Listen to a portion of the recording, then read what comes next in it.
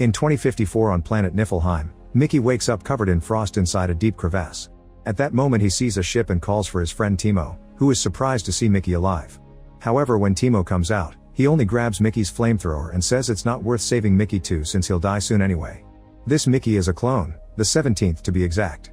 Every time he dies, the company he works for just prints another body. His memories are uploaded to a computer every week and injected into the new body when it's printed, that way he doesn't have gaps in his memory. It's become such a normal part of the science department's routine that they barely pay attention to Mickey during the process. While printing Mickey 17, a hose fell from the printer and affected the process before the scientist reconnected it. Cloning is banned on Earth and only allowed in space to be done on people known as expendables. Mickey is an expendable, which means he's sent to do dangerous things without caring about the risk because they can just make another one. One day, they sent him outside the spaceship to do some repairs, but Mickey soon realized they were lying. The machine was fine, they actually wanted him to be exposed to radiation and share everything he felt while he slowly died. Suddenly a tool fell and cut his hand off, which the scientists found cool. The next Mickey they printed had only 15 minutes to live, so the scientists concentrated on taking samples, which Dr. Dorothy called special. This started 4 years ago on Earth. Mickey was best friends with Timo, who convinced him to get a loan from some shady people to open a macaron store. The business didn't do well and soon dangerous men were going after the duo to ask for payment. Timo and Mickey tried to run away, but the men threw special grenades that tased them until they fell unconscious. When they woke up they got to meet Mafia boss Darius, who enjoyed cutting his victims' bodies with a chainsaw. The friends understood that if they didn't get the money, they would end up dead as well. That was how they decided to leave Earth. Mickey applied to the colony expedition, however there were millions of people applying as well. The expedition was led by former Congressman Kenneth, who lost his last 2 elections. He had lots of fanatical supporters willing to do anything for him, and that earned him a big sponsorship from a particular religious corporation. It was easy for Timo to get a place in the expedition because somehow he got a learner's permit as a pilot. Mickey had no qualifications whatsoever, so he chose expendable on the application without reading what it was about. A company representative gave Mickey a tour while telling him about expendables. The printer took all organic waste from the spaceship like food leftovers, human waste, and even dead bodies to print the new clones. However, Mickey was incredibly distracted by her charming smell, so he barely heard a word she said. The lady got rid of the zit on his forehead so it wouldn't be there on every copy before sending Mickey into the machine for the initial scan. Then she did a backup of his memories, which were stored in a brick. He was injected with a special solution that stimulated his old memories, causing Mickey to remember his mother's death. During their car ride, little Mickey pressed a red button and the vehicle crashed. Reliving this memory caused him to have a breakdown. The lady brought him a gun and asked him to self-delete as proof of his faith in the system because he needed to get used to dying. Mickey didn't dare to do it, so she pressed the trigger, but nothing happened. Afterward the spaceship took off and Mickey had to get used to the new life among the crew. The food was awful and everyone was strictly rationed. If they tried to take more, an alarm would make them drop it. During the crew's first lunch break, Kenneth showed up with his wife YLFA and assistants sent by the church. It was clear that Kenneth wasn't that smart and he was being used by YLFA and the church as a puppet for their means. Most crew members were big fans and very excited to see him, but a few people stayed calm. That was when Mickey saw security agent Nasha and instantly fell in love with her. Nasha invited him to her table so Mickey joined her. She shared her food with him and they immediately bonded. At the same time Kenneth made a big speech about their mission to arrive on another planet to start their own society. Because rations would be limited until such a colony could be established, Kenneth didn't want them to waste more calories than necessary, so he banned all naughty intercourse. This wasn't well received by people, so he assured them that once they reached a planet, he would launch an intercourse encouragement campaign. His fans saw him as a hero, but Nasha and Mickey didn't care about this rule and started to get dirty in secret. In their free time they would plan their positions and assign them numbers to reenact them later. Crew members always insisted on asking Mickey what dying was like, making him uncomfortable. One day Nasha threatened to shoot them so they could find out. This caused a fight in the cafeteria and security made them all spend the night in a cage. Mickey also got his rations cut by a half. When women like Kai and Jennifer tried to sit near Mickey to befriend him, Nasha would quickly cut in to remind them he was taken. Eventually the ship reached Niflheim and scientists sent Mickey out without a helmet to gather all the virus in the area. Mickey immediately felt sick and died, but his experiment was repeated several times to try to find a vaccine.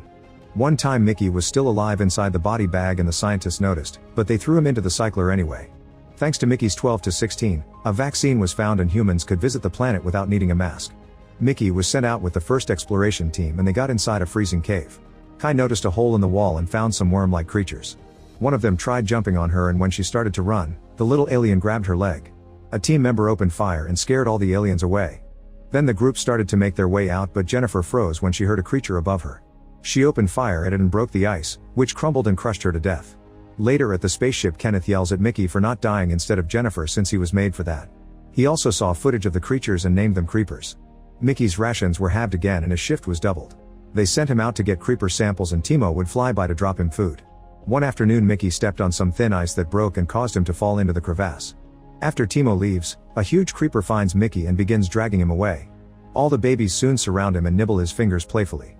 The mother creeper drags him out of the crevasse and makes some noises at him that Mickey repeats.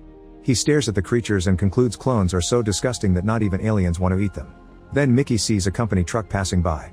He tries yelling for help but they don't hear him, so Mickey runs until he manages to climb on the top of the vehicle. When he returns to the ship, Mickey goes to his room and lays down on his bed, only to discover that Mickey 18 has already been printed and is there too. 17 freaks out because multiples are illegal, and 18 throws a weight at him to knock him out. The issue with multiples started back on Earth when the cloning method was discovered.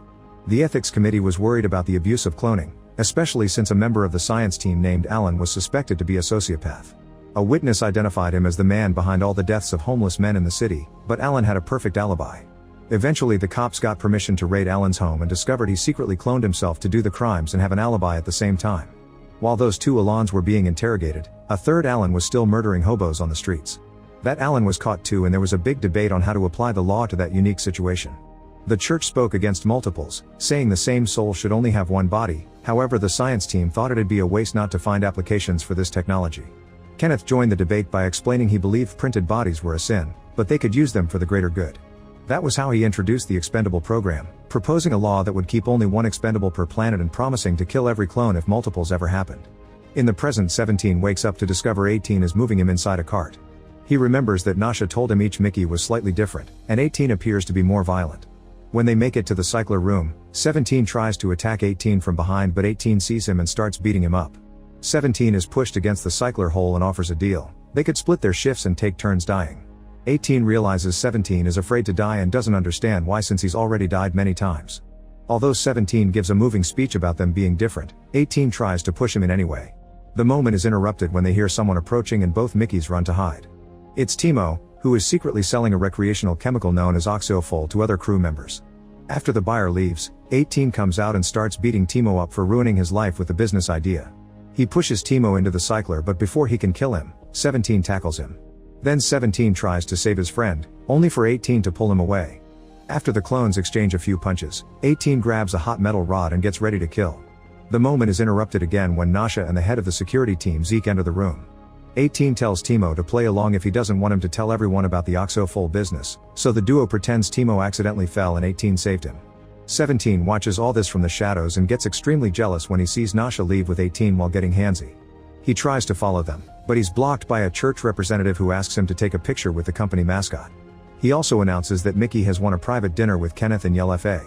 As soon as they sit him, Mickey can't stop eating the fantastic food. After Kenneth apologizes for his reaction to Jennifer's death, Kai also joins the dinner. The couple apologizes to her for Jennifer's death and tells her about their future plan. They want the colony to be pure blood only, and Kai fits that description, so they want her to make babies. Other colonies use chips in inseminated baby embryos, but they don't approve of that method. Suddenly Mickey throws up all over the floor and the science team immediately rushes into the room. They notice the rash appearing on Mickey's neck and conclude the experimental growth hormone on the meat has caused this. The science team has been developing a special medicine and they inject Mickey with it, but he just stumbles around until he collapses in unbearable pain. Kenneth thinks it'd be more humane to kill him, and Yell FA moves her carpet to avoid bloodstains. Kai thinks it's crazy that Mickey is being treated like this, but Kenneth reminds her Mickey is just an experiment. Mickey asks not to be shot because he's feeling better and Kai takes him away. In Kai's room, Mickey notices pictures that reveal Kai and Jennifer used to date. Kai asks Mickey what dying is like since she wants to know what was like for Jennifer. Mickey admits it's scary and he hates it. Then Kai tries to get affectionate with him, but Mickey panics and runs. When he makes it to his room, Nasha immediately recognizes him as 17, implying 18 already told her. She uses her lipstick to draw the numbers on the clone's chest while giggling like crazy. 18 is more friendly too, and 17 notices an empty bottle that confirms they took oxofol. An argument ensues between the clones, but Nasha stops them, saying that they can share the chores and the food. Then Nasha brings the clones to bed so they can get naughty together. As the trio is starting to have fun, Kai walks into the room and sees everything. Without saying a word, she walks out and Nasha runs after her. The clones watch TV, which is just Kenneth talking to his scientists on a ridiculous talk show. 18 throws his drink at the screen, growing angrier as 17 tells him what happened during dinner. He grabs Nasha's gun and leaves the room, ready to kill Kenneth. Meanwhile, Nasha reaches Kai, who wants to report the multiples because they're illegal. Kai explains she can be silenced if Nasha agrees to give her a Mickey, but Nasha freaks out, saying Mickey isn't a toy to be shared around. Their argument is interrupted when 18 runs by and 17 comes after him, telling the women that 18 has a gun. At the cafeteria, a laser machine is cutting a huge rock in half to reveal the black diamond inside. 18 hides in the crowd and gets ready to shoot, only to be tackled by a Kenneth fan. At that same time, a creeper comes out of the rock and everyone panics. People begin running while Kenneth climbs on a table to shout orders about sterilization and capturing the monster alive. The scientists put on hazmat suits and start running after the creeper to no avail. Kenneth then sees 17 entering the room and tells him to join the chase. When the creeper stops running, 17 tries repeating the sounds he heard the other day, which is noticed by Dorothy. In the meantime, 18 recovers the gun and opens fire, only to get tackled by 17 and Nasha. The bullet scratches Kenneth's cheek and makes a hole in the diamond. When Kenneth tries to complain about multiples, a second creeper comes out and attaches itself to Kenneth's face. Kai and the other guards open fire and shoot the creeper until there's only goo left while the scientists capture the first creature. The baby's cries are heard by the big mother in the crevasse. Minutes later, Nasha and the clones are locked up in the cages. An argument ensues over the creepers and 17 shares what happened in the crevasse, saying the creepers were too disgusted by him. However, Nasha corrects him, saying the creepers actually saved him and saw him off. Suddenly a bag hits the sleeping guard on his head. It turns out to be Timo, who sneaks in without trouble because the guard is his client. Timo shows 17 a letter he found on his door, which reveals that Darius' men have followed them to space. Darius is willing to forget about the money if Timo sends him a video of Mickey being cut into pieces with a chainsaw. While the guard sets up the camera, Timo cries and asks 17 to save him since he's going to die anyway. Since Kai calls Timo out for his dramatics, Timo stops begging and tells the guard to tase 17. 18 tells Timo he should take him instead of 17 because he has a higher pain tolerance, but first he asks for some oxofol. When the guard gets closer to give him his, 18 grabs his wrist and hits his head against the bars. At the same time, Nasha steals his gun and tases Timo down. Then she takes the guard's keys to escape the cell and grab the chainsaw, getting ready to kill Timo. At that moment they're found by Zeke and everyone gets arrested again. While the group is moved through the corridors, 17 realizes Nasha always protected him, like the time she asked for a hazmat suit so she could comfort him through a very toxic experiment. When the group reaches the front windows, they discover that all the creepers are now surrounding the spaceship. The scientists are also moving the crying baby, and when Dorothy sees 17, she copies the sounds he made in the cafeteria, which he repeats. She thinks that it's an actual language and she may develop a translator for it. Everyone is taken to the cycler room, where Yellow Faye cuts the baby's tail off just to make a new sauce. Kenneth uses a burning metal rod to mark 18's cheek so he can differentiate the clones. Then he makes a scientist delete the entire memory backup from the brick. Since he complains about the creepers, Nasha says that the creepers are the native inhabitants and the humans are the aliens, while revealing the creatures saved Mickey. However, Kenneth just laughs as he explains the creepers didn't eat him because he's trash food. Dorothy also speaks up, saying her team is developing a translator. The baby on the table spits at Kenneth, who responds by throwing the hot rod but failing. Kenneth begins yelling about things not making any sense and Nasha yells back, to insult him. A furious Kenneth hangs the baby above the cycler hole and throws the other end of the rope at Nasha, who must catch it with her teeth to save the creature. Zeke tells one of his men to record all this with the hidden camera on his glasses. Kenneth wants all the creepers gassed, but Yellow Faye has a better idea. Explosives are put on the clones' backs and Kenneth gets 2 buttons to detonate them. Yellow Faye wants them to cut off as many creeper tails as they can and the first Mickey to bring back 100 wins. The winner gets to live and the loser will get killed. On their way out, 17 says this is punishment for the car crash. However, 18 says the car has a defect and the button pushing was a coincidence, so they shouldn't blame themselves for their mom's death. Dorothy catches the boys at the entrance and gives them a prototype translator. The duo searches the crowd of creepers until they find the mother, who understands Mickey now. She knows his name and points out she saved him, but humans responded by killing her baby. If the captured creeper dies too, she promises to kill all humans. To prove it, she begins screeching and the babies copy her. The clones cover their ears, but the mama alien explains they can make their eyes and brain explode. On the spaceship, Kenneth and Yellow Faye freak out when they see the clones communicating with the creepers. Suddenly 17 runs toward the cameras and forms C3 with his fingers, which Nasha recognizes as their position called Bring the Baby. Yellow Faye and the church representative think it's nonsense and that the leader Kenneth should be communicating with a new species. While Kenneth gets ready for a big entrance, 17 promises the mother that Nasha will bring the baby. However, the mother creeper thinks it's not enough. Since the humans killed a baby, a person must also die to be even. 3 vehicles led by Kenneth leave the spaceship. Meanwhile, Nasha makes a big jump to capture Yellow Faye with her legs. Zeke takes the rope and Nasha agrees to release Yellow Faye if they let her take the baby to the mother. When Zeke is about to pass her the rope back, Yellow Faye cuts his wrist and makes him drop it, but Nasha catches it just in time. YLFA wants her arrested, however Zeke announces YLFA and Kenneth have been abusive and their case will present it to the committee. Seeing the cars coming, the babies run to cover their mother and form piles all over the place. Now the guards don't know which one to shoot. Kenneth chooses one at random, but at that moment 18 appears before them, so the church representative pushes the soldier to make the rocket explode in the sky, otherwise the clone's bomb would kill them too. Then Kenneth opens fire but only hits the camera, giving 18 the chance to jump on him. While Nasha arrives with the baby, 18 announces he'll kill the human the mother wanted. He hesitates for a second and Kenneth tries to manipulate him with fear of death, but 18 presses the button anyway.